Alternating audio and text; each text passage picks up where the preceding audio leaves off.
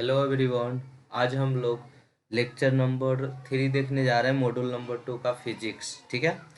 तो यहाँ पे बाबू आपको पढ़े होंगे, उस दिन पढ़ा रहे थे ग्रेडियंट, डाइवर्जेंस और कर्ल के बारे में, जिसमें आपका पहला पॉइंट बता दिया गया था बेसिक ऑफ ग्रेडियंट के बारे में, यानी ग्रेडियंट के बारे में क्वेश्चन भी देख लिए थे और उसका थ्योरम भी देख लिए थे। ठीक है। आज हम लोग डाइवर्जेंस के ओर बढ़ते हैं। तो एक सेकेंड वेट कीजिए थोड़ा सा। तो बेसिक ऑफ डाइवर्जेंस क्या है? तो सबसे पहली बात तो जो डाइवर्जेंस है वो स्केलर क्वांटिटी का होता है, और उसमें जो अप्लाइड होगा, फोर्स अप्लाइड होगा, वो भी किसका कैसा होगा? वेक्टर। वो कैसा होगा? वेक्टर क्वांटिटी का होगा। यानी divergence is a scalar quantity and divergence is applied on the vector quantity. और डाइवर्जेंस ऑफ फंक्शन फोर्स जो एफ वेक्टर है कैन बी कैलकुलेटेड बाई, हम लोग डेल ऑपरेटर इनटू फोर्स करते हैं। ठीक है। तो डेल ऑपरेटर के बारे में जाने होंगे पिछली क्लास में कि डेल ऑपरेटर क्या है। तो डेल अपॉन डेल एक्स आई कैप, यहाँ पे जो भी फोर्स होगा वो एक्स डायरेक्शन में होगा, plus del upon del y और जे कैप जो क्या होगा? बाई डायरेक्शन में होगा, plus del upon del z जो के कैप जो क्या होगा? एक्स डायरेक्शन जेड डायरेक्शन में जो फोर्स होगा। ठीक है। तो इसको हम लोग डेल ऑपरेटर के नाम से जानते हैं इसको। तो डेल ऑपरेटर और फोर्स को अगर मल्टीप्लाई करेंगे तो वो आपका डाइवर्जेंस यहाँ पे होगा। और डाइवर्जेंस मतलब डॉट प्रोडक्ट। आपको याद भी कराए होंगे डाइवर्जेंस मतलब क्या होता है? डॉट प्रोडक्ट होता है। और कर्ल मतलब होता है क्या? क्रॉस प्रोडक्ट होता है। तो कर्ल मीन्स होता है क्रॉस प्रोडक्ट और डाइवर्जेंस मीन्स होता है डॉट प्रोडक्ट। ठीक है। तो क्लियर है यहाँ तक? तो डॉट प्रोडक्ट में बाबू यहाँ पे हम लोग फोर्स को क्या करते हैं? डॉट प्रोडक्ट से मल्टीप्लाई करते हैं। यहाँ पे फोर्स क्या हो गया? एफ हो गया। ठीक है। तो डाइवर्जेंस है डॉट प्रोडक्ट का, तो डी एफ वन बटा D x, D F two बटा डी वाई और D F three by D Z. यानी जो भी फोर्स होगा उसको एक्स के रिस्पेक्ट में, यानी एक्स बाई यहाँ पे कर देते हैं। ठीक है। एक्स बाई जेड कर देते हैं। तो जो भी फोर्स होगा एक्स के रिस्पेक्ट में उसको एक्स के रिस्पेक्ट में पार्शियली डिफरेंशिएशन करेंगे।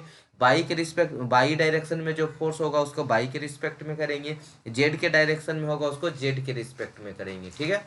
It explain overall variation of function in x by Z direction. ठीक है। तो यहाँ तक क्लियर है। अब इसका कुछ एग्जांपल देख लेते हैं कि it explain overall rate change with respect to coordinates.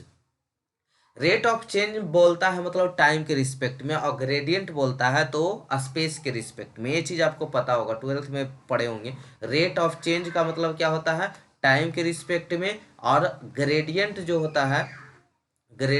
होता है वो स्पेस के रिस्पेक्ट में होता है। किसके रिस्पेक्ट में होता है? स्पेस के। तो यहाँ जो बोल रहा है if explain overall rate of change with respect of to coordinates, मतलब मान लीजिए कुछ ऐसा एग्जांपल आपको बना के दिखाएं कि एक टब ले लीजिए, पानी वाला, पानी रखने वाला टब ले लीजिए, उसमें पानी डालिएगा और यहाँ से नल लगा हुआ है, ये आपका नल लगा हुआ है। ठीक है। यहाँ नल लगा हुआ है जिससे पानी बाहर हो रहा है, आउट हो रहा है, डिस्चार्ज हो रहा है। ठीक है। तो ये पानी डिस्चार्ज हो रहा है, वहाँ पे इसका जो वैल्यू होगा वाटर इज डिक्रीजिंग, और जहाँ पानी गिर रहा होता है वहाँ पे वाटर इज इंक्रीजिंग, और यहाँ पे क्या होता है? उसके पीछे जो होता है बैक में होता है कांस्टेंट वाटर होता है। ठीक है। तो इसी प्रिंसिपल पे वो काम करता है। ठीक है।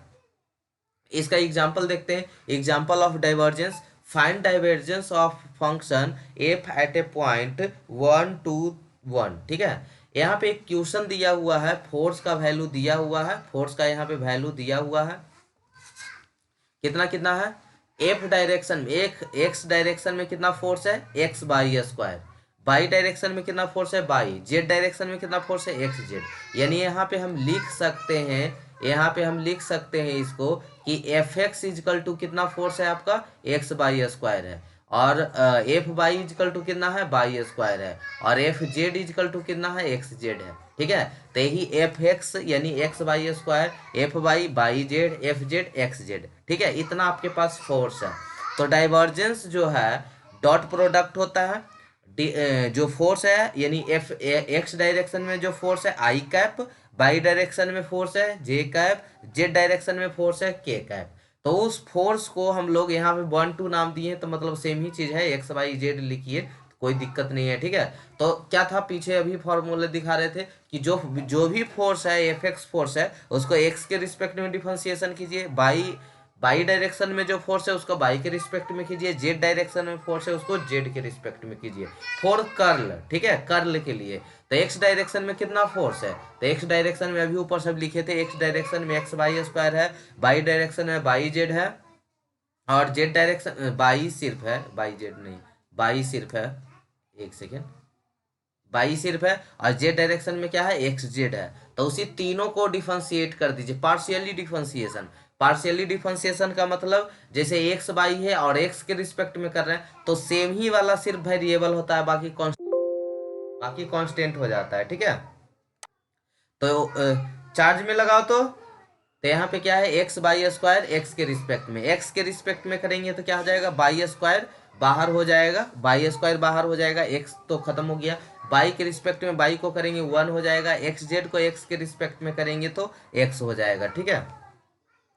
आइए अब क्या बोला था, कौन से पॉइंट पे, किस पॉइंट पे, तो एट पॉइंट 1 to 1 पे, तो यानी जहां जहां एक्स, अच्छा 1 to 1 करने का मतलब क्या हो रहा है, यहाँ पे एक्स का वैल्यू 1 है, बाई का वैल्यू 2 है, और जेड का वैल्यू 1 है, ठीक है। यहाँ पे वैल्यू कुछ दिया हुआ है, एक्स का वैल्यू 1 है, बाई का वैल्यू 2 है, जेड का वैल्यू 1 है, तो उस वैल्यू को यहाँ पे क्या करना है, पुट करना है। तो बाई का वैल्यू कितना हो गया, यहाँ पे बाई का वैल्यू हो गया 2, ठीक है, बाई का वैल्यू कितना हो गया, सॉरी, एक्स का वैल्यू हो गया 1, बाई का वैल्यू 2 और जेड का वैल्यू 1। तो पुट कीजिए, बाई के जगह कितना पुट कीजिएगा, 2 पुट कीजिएगा, 1 तो 1 ही रह जाएगा, एक्स के जगह 1 पुट कर दीजिएगा। अगर वैल्यू ये नहीं दिया रहता तब बोला था कि कौन सा वैल्यू पे, तो 1 to 1 वैल्यू पे इसका कितना मान होगा, ठीक है, 1 to 1 पे, तो 1 to 1 अगर नहीं दिया रहता तो यही आंसर हो जाता।